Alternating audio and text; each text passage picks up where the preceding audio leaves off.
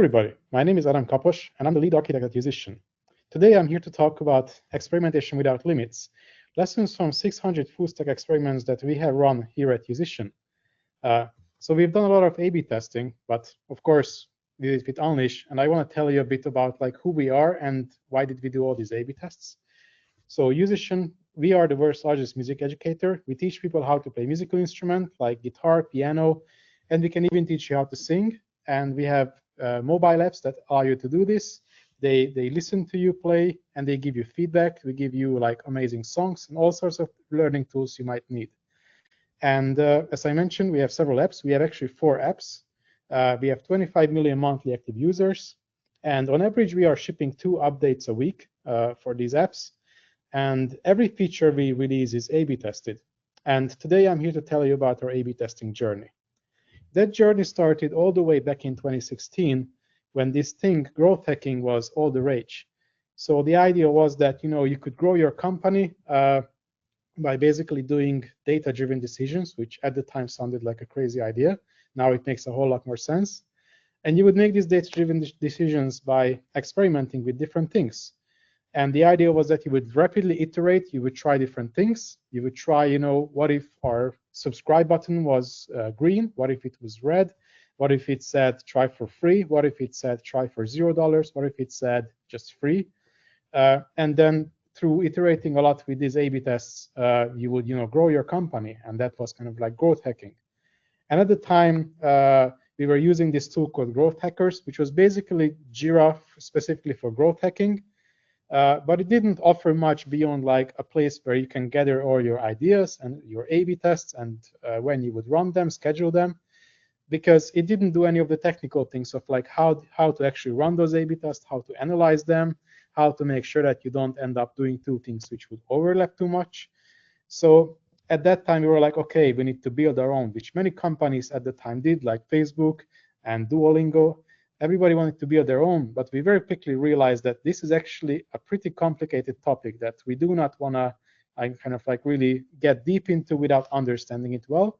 So at the time, we ended up using a tool called Limplum, which not just offered A/B testing there, but also offered a bunch of other features like messaging, user information storage. So you had all sorts of analytics and user profiles and whatnot. And it was great because it allowed us to really start from the basics, like testing different button colors and coming up with more complicated A/B tests, such as testing different screens. What if our conversion screen looked like this? What if our conversion screen had more text on it, more value points that we highlighted to the users? And then when it all went well, we moved on to more complicated, like full stack experimentation by basically starting to test every new feature we have as an A/B test. So we would build like a new, search experience for our users that would have like a backend component. It would be in our apps, and everything we would hide behind the feature flag, and we would activate it for like half of our user base. And then we would know whether the search experience is better or worse than whatever else we had. Whereas previously, of course, you could just like build things and hope that they stick, and maybe you look at your reviews. Maybe you ask some of your friends whether that's better, but we really wanted to kind of get that hard data on, is this actually improving our key product metrics? And we quickly realized that that was quite a challenging thing, because with this tool, we very quickly ran into bottlenecks with our analytics. Because it's all easy when it comes to like working with data when you have a simple setup where you have like one database where all your information is. And then you just like gather events from either a website or an app. But then once we started using more data sources with these full stack A/B tests, we realized that it's getting a lot more complicated, because now we started feeding data from our backend. And then we also started feeding data from, let's say, third-party providers. Like we wanted to know how much our users are paying, whether their subscriptions are renewing. So we tapped into like Apple's APIs for payments.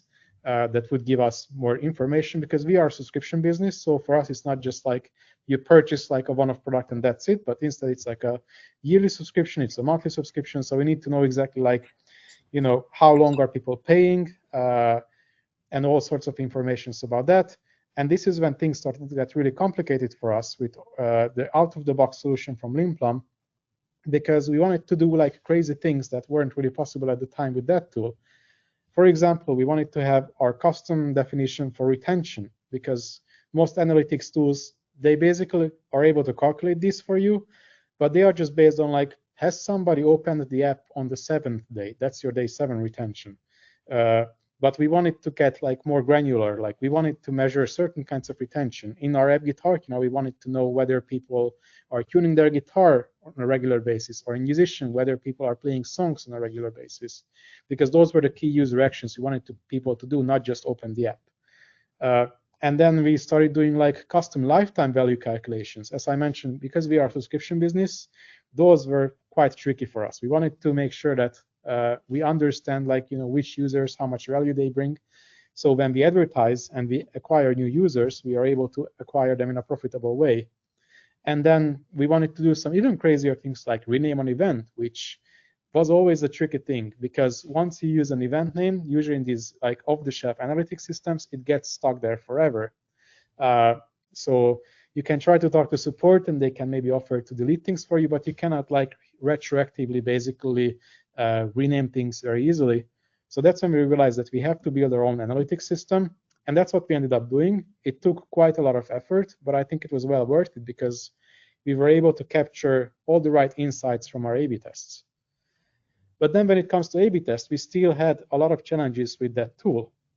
First off, we were heavy users of A/B test targeting. So we weren't just like hitting everybody with everything, but instead Limplum offered us this crazy list of targeting, and almost every one of those actually expands into another list. So we were able to target people based on whether they were paying or non-paying users, what their lifetime value was, even though that wasn't using our own like predicted lifetime value calculation. And we were also able to target people based on whether they are first-time users, whether they are logged in, they are not logged in, when they were less active. And this was great because it allowed us to do a lot of crazy targeting, because we kind of needed to do it, because we are dealing with licensed music, which has like country-specific restrictions. So what we can do in Japan is different than what we can do in, for example, Europe or the US. Then our apps are also available on several platforms. We have iOS, Android, of course. We also have Windows and macOS for the Yousician app.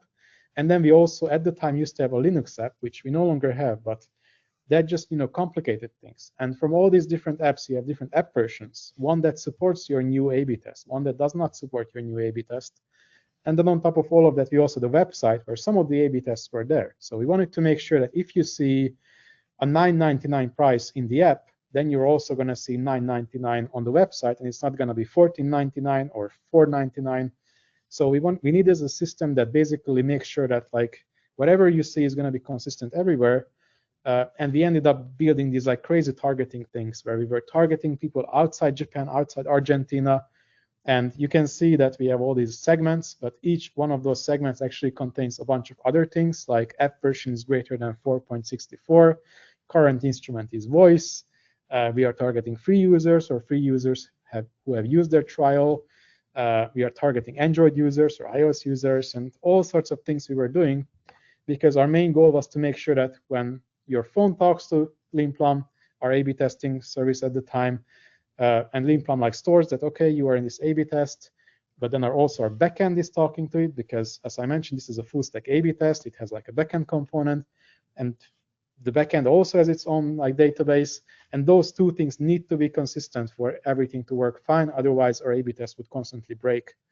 So our focus was really like offering a consistent user experience and getting measurable results as an outcome.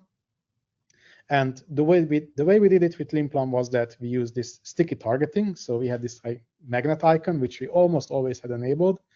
And basically what that did was that once a user is in an A/B test, they will always be in an A/B test, in that same A/B test, in that same variant. But this actually led to lots of questions and lots of confusion in our team. The most frequent question I got at the time was like, why do I have the wrong users in my experiment? And then I had to start and go digging like, hey, actually your A/B test is set up in a way that it's for users outside Japan. But once a user is outside Japan, they end up in the A/B test. And then if they go to Japan, then they remain in the A/B test. So that is why you have Japanese users. So if somebody uses a VPN, they will change their countries. If somebody uses multiple devices, they have an Android and an iPhone, then they are going to end up basically like jumping between app versions that support this A/B test, app versions that do not support this A/B test.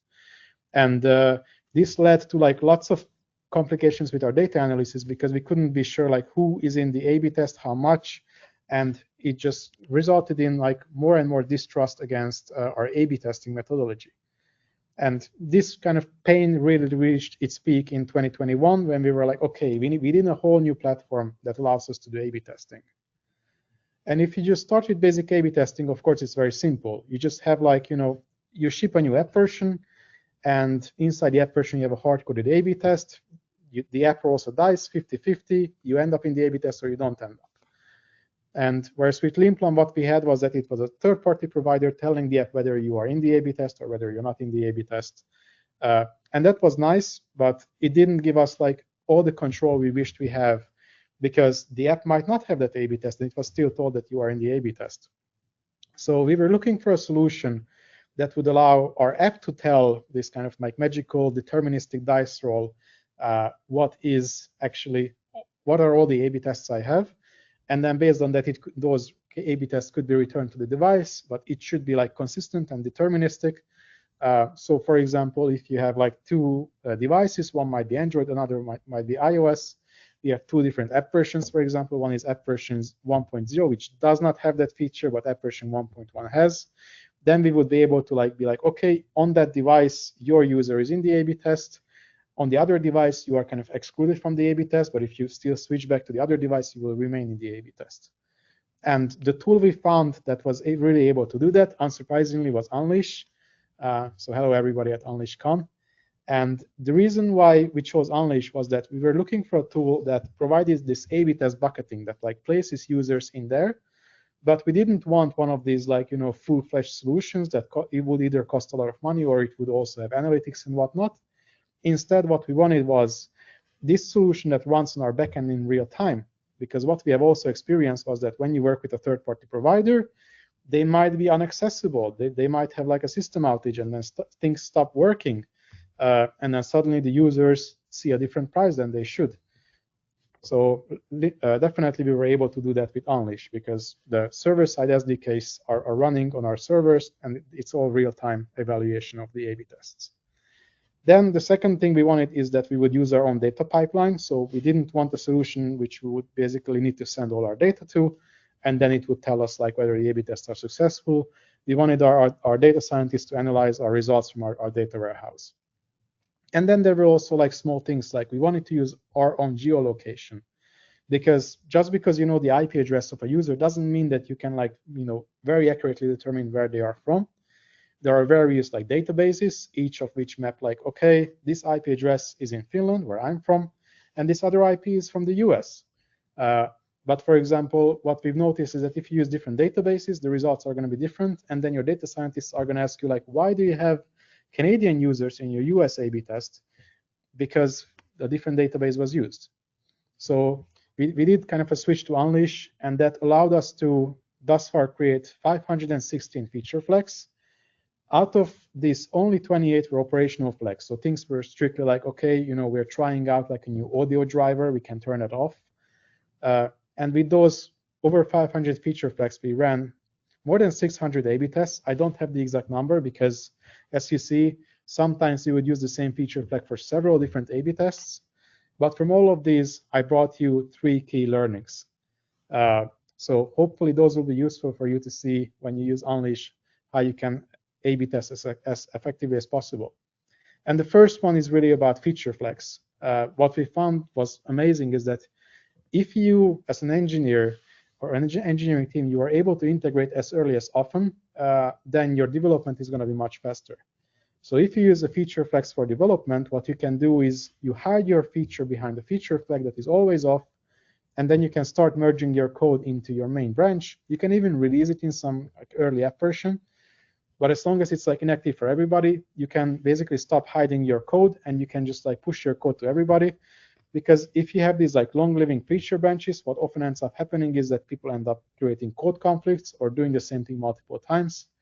but being able to like use feature flags for merging your code and deploying frequently does allow you in the long term to release much faster than you would with these long living branches. And then, for example, what that allowed us to do is a lot of dog fooding.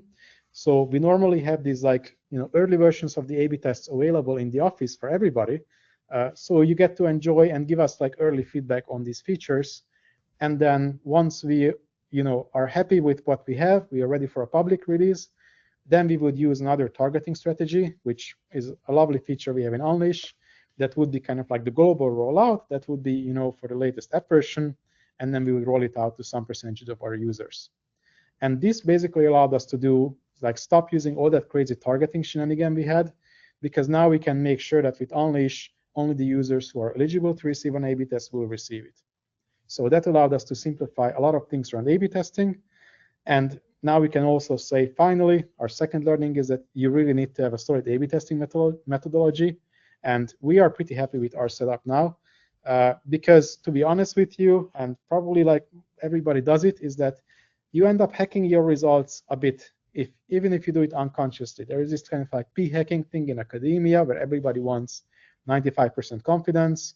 So people end up looking at lots of different metrics. And what ends up happening is that if you look at enough metrics with a 95% confidence, there is going to be one that's like positive. And in academia, that allows you to publish because it's publish or perish. But here, we definitely don't want to hack our results. We want to have a good methodology that we don't end up always with some like crazy number that like this feature, we recolored our button and it increased our revenue like twofold. That is very likely not going to happen. Something is going to be wrong there. So before you really dive into A/B testing, talk to a data scientist or another data person and ask them to think about all these different corner cases that you might encounter.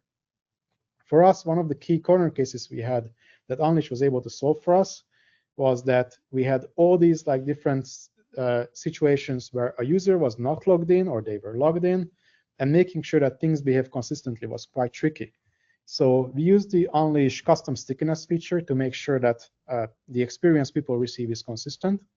So we supply our own account ID, our own device ID, and if you are testing something that happens after a user is logged in, then we target like with account ID stickiness. So if you log in on another device, you're going to see the same features, the same A/B tests.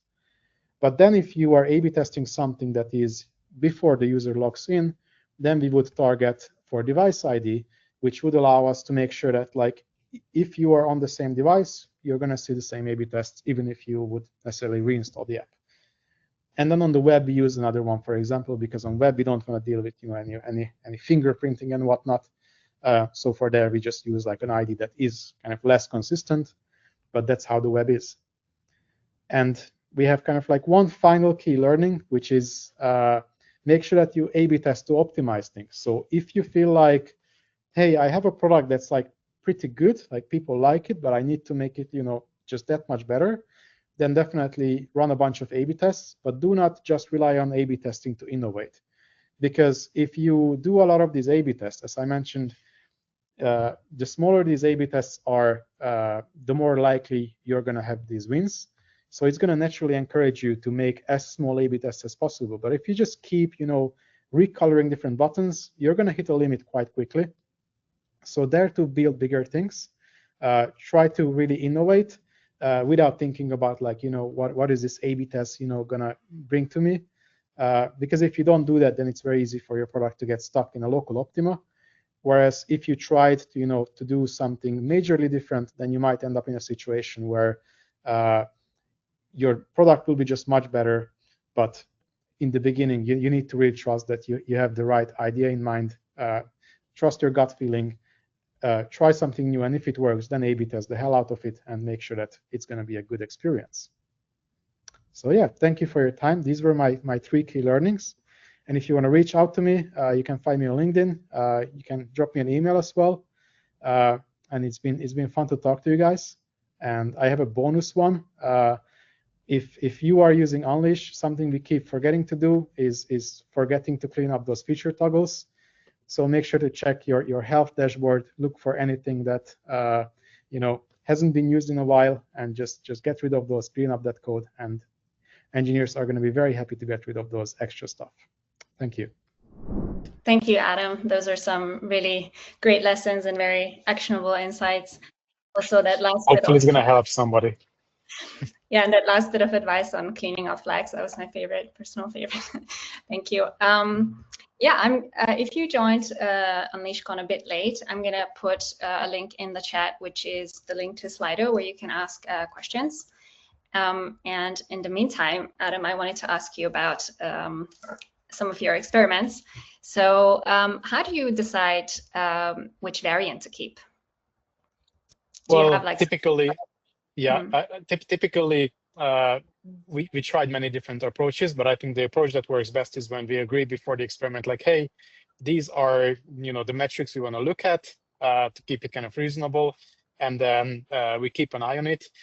We use this method called Bayesian A/B testing, where we don't have like a fixed time window, but instead we keep looking at the results. And then based on those outcomes, we can choose like, typically this gives you a number of like, hey, there is a 90% chance that this variant is the best, as opposed to the kind of like the traditional methods when you're like, okay, we're going to wait for 4 weeks. Nobody looks at the data until then. So I prefer that method when you can look at the data. But of course, you also have to be conscious of not p-hacking yourself, as I mentioned. And is it like a collaborative process between engineering and data science, or just kind of the person? Typically, it becomes like more of a collaborative thing, especially when people, are like, hey, I just made this feature awesome. I really like it. But then the numbers are not looking that good. Then we're like, yeah, I guess we could keep it, if it makes the code nicer. But I think the best case scenario is really when the data scientists can be like, hey, guys, this really didn't improve things. Like everybody said this is going to improve things, but we have to face like reality and learn like, hey, if it didn't improve things, then maybe we, put our eggs in the wrong basket. So I think that is the hardest part of A/B testing, being like, didn't work. And I have to admit, like, even though I made the code more beautiful, if it doesn't work, then that's not great. Yeah, but isn't that kind of a twofold answer? So if it doesn't make it worse, but it kind of improves, I don't know, the engineering metrics, but it doesn't improve conversions or whatever business metrics you care about.